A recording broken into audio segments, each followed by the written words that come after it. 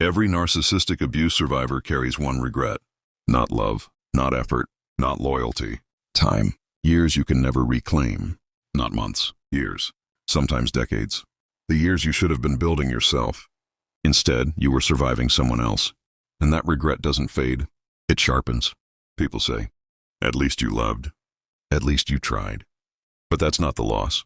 The loss is the mornings you woke up anxious. The nights you went to sleep confused. The constant self-doubt. The slow erosion of who you were.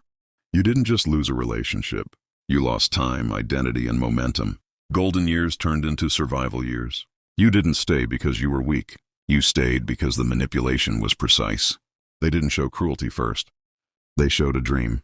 They mirrored your values, spoke your language, reflected your wounds back as understanding. That wasn't love. That was mirroring. And once you were emotionally bonded, the mask slowly slipped. But by then, hope had already chained you.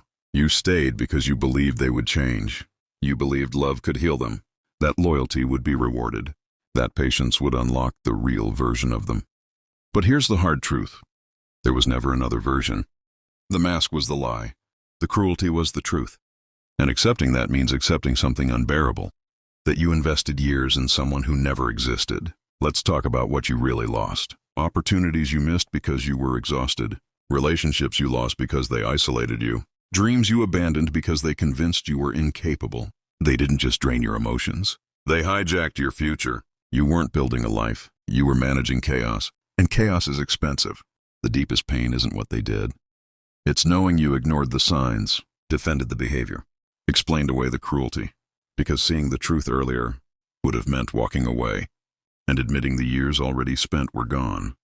That realization cuts deeper than the abuse itself. But here's what regret becomes. If you don't let it rot you, it becomes discernment. It becomes boundaries. It becomes an uncompromising respect for your time. You never ignore red flags again. You never stay past the first sign of disrespect. You never sacrifice yourself to fix someone committed to staying broken. Regret becomes protection.